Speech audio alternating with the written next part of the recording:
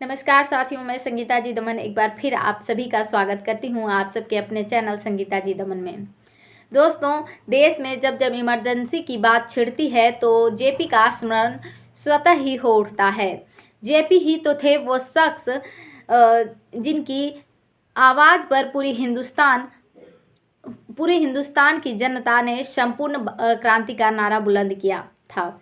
JP का जन्म 11 अक्टूबर 1902 को बिहार के सारण जिले के शताबदियारा गांव में हुआ था। जेपी अपने पिता हर्षुल दयाल श्रीवास्तव और माता फूल रानी देवी की चौथी संतान थे। प्रारंभिक शिक्षा गांव में होने के बाद 9 साल की उम्र में जेपी गांव छोड़कर पटना के कॉलेज पढ़ने चले गए। 18 साल की आयु में उनका विवाह प्रभावती देवी से हो गया। विवाह के बाद भी जेपी ने पढ़ाई जारी रखा, इसलिए प्रभावती कस्तूरबा गांधी के साथ गांधी आश्रम में रहने लगी। उधर जेपी आगे की पढ़ाई करने के लिए 1922 में अमेरिका चले गए। वहाँ की पढ़ाई में जेपी को आर्थिक परेशानी आने लगी। उन्होंने वहाँ रेस्टोरेंट में काम करना शुरू कर दिया, लेकिन अपनी पढ़ाई पूरी की। 1929 तक जेपी अमेरिका में ही रहे। छात्र जीवन में ही जेपी ने स्वतंत्रता संग्राम में हिस्सा लिया और बिहार विद्यापीठ में शामिल हो गए, जिसकी स्थापना डॉक्टर राजेंद्र प्रसाद ने की थी। 1929 में जब वे अमेरिका से लौटे, भारतीय स्वतंत्रता संग्राम तेजी पर था। उनका संपर्क जवाहरलाल नेहरू से हुआ और वे भारतीय स्वतंत्रता संग्राम का हिस्सा बने। 1932 में गांधी, नेहरू और अन्य महत्वपूर्ण कांग्रेसी नेताओं को जेल जाने के बाद उन्होंने भारत में अलग अलग हिस्सों में संग्राम का नेतृत्व किया। अंततः उन्हें भी मद्रास में सितंबर 1932 में गिरफ्तार कर लिया गया और नासिक जिले में भेज दिया गया। जेल में उनकी मुलाकात मीनू मशानी, अचेत पटवर्धन, NC गोरे, अशोक मेहता, राम मनोहर लोहिया जैसे उत्साहित कांग्रेसी नेताओं के साथ हुआ। जेल में उनके द्वारा की गई चर्चाओं ने कांग्रेस पार्टी को जन्म दिया। कांग्रेस सोशलिस्ट पार्टी समाजवाद में विश्वास रखती थी। जब कांग्रेस ने 1934 में चुनाव में हिस्सा लेने का फैसला लिया तो CSP ने इनका विरोध किया। 1939 में इन्होंने द्वितीय विश्व युद्ध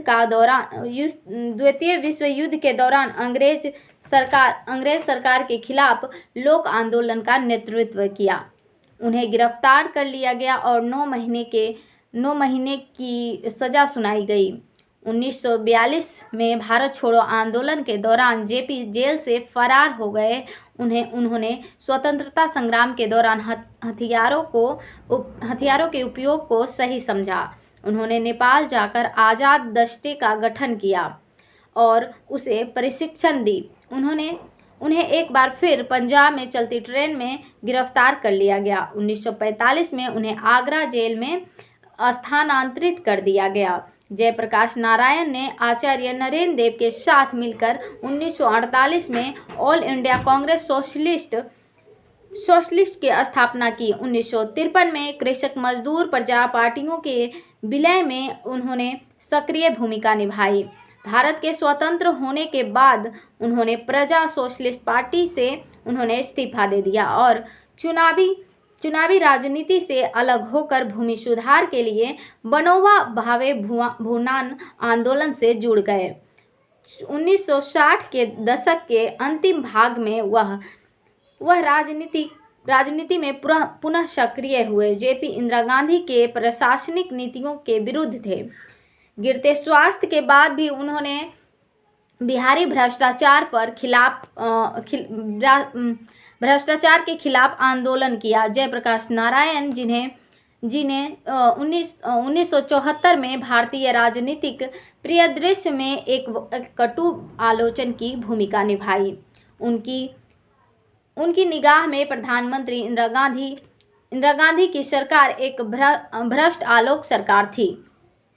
1975 में निचली अदालत में श्रीमती गांधी पर चुनाव में भ्रष्टाचार पर आरोप साबित हो गया और जेपी ने उनके इस्तीफे की मांग कर दी।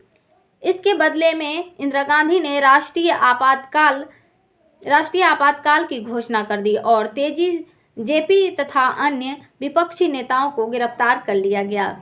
जेल में जेपी की तबीयत और खराब होने लगी और फिर 7 महीने बाद उनको मुक्त कर दिया गया और इसी के साथ 8 अक्टूबर 1979 को राजनीति का यह तपस्वी इस दुनिया को अलविदा कह गए और 1999 में उन्हें मरणोपरांत भारत रत्न से सम्मानित किया गया। इसी के साथ आप सभी से विदा चाहूँगी दोस्तों, आप सभी का धन्यवाद करना चाहूँगी कि आपने अपना कीमती समय हमारे लिए दिया। धन्यवाद। मिलती हूँ नेक्स्ट वीडियो के साथ। तो आप सबसे यही हमारा रिक्वेस्ट है कि प्लीज़ हमारे कोशिश को सफल कीजिए और वीडियो को ज़्यादा से ज़्यादा शेयर कीजिए। धन्यवाद दोस्तों, मिलती हूँ नेक्स्ट वीडियो के साथ। तब तक के लिए नमस्कार। जय संविधान, जय भारत।